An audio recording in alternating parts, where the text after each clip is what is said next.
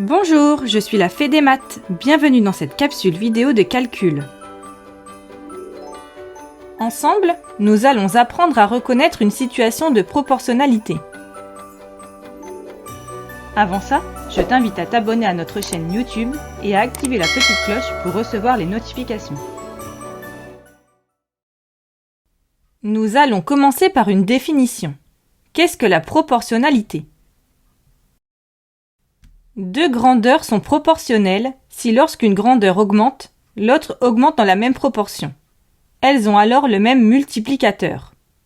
Pour bien comprendre cette notion, nous allons étudier trois situations que l'on peut rencontrer dans la vie de tous les jours. Voici notre première situation. Une baguette coûte 2 €. 2 baguettes coûtent 4 €. Et 12 baguettes coûtent 24 €. Est-ce une situation de proportionnalité ? Une baguette coûte 2 €. 2 baguettes, c'est le double.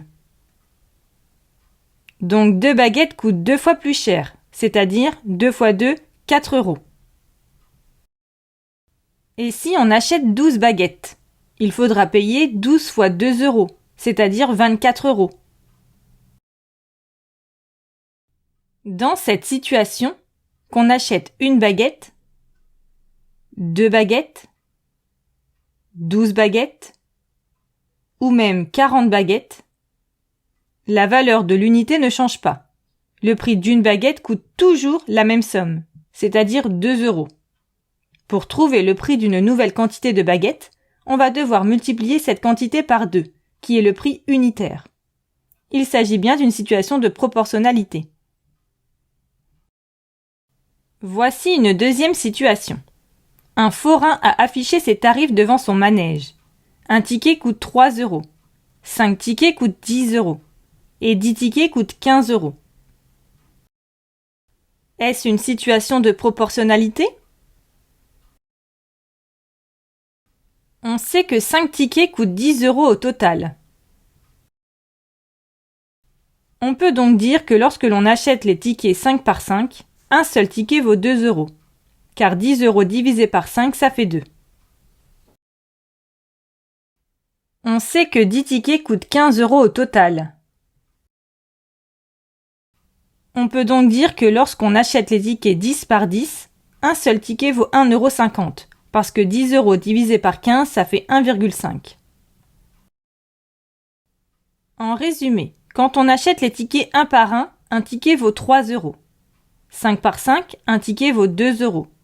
Et 10 par 10, un ticket vaut 1,50 €. On remarque que la valeur d'un ticket change en fonction du nombre de tickets achetés.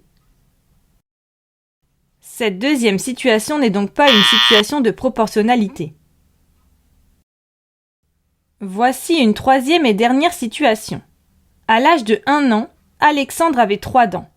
À 8 ans, il en a 24. Peut-on en déduire combien il aura de dents à 32 ans ? Est-ce une situation de proportionnalité ? On a l'impression d'être dans une situation de proportionnalité, car 1 fois 8 égale 8 et 3 fois 8 égale 24 dents. Mais attention, Alexandre ne va pas, chaque année, avoir un nombre identique de dents qui poussent. Imaginons le cas contraire. 8 fois 4 égale 32.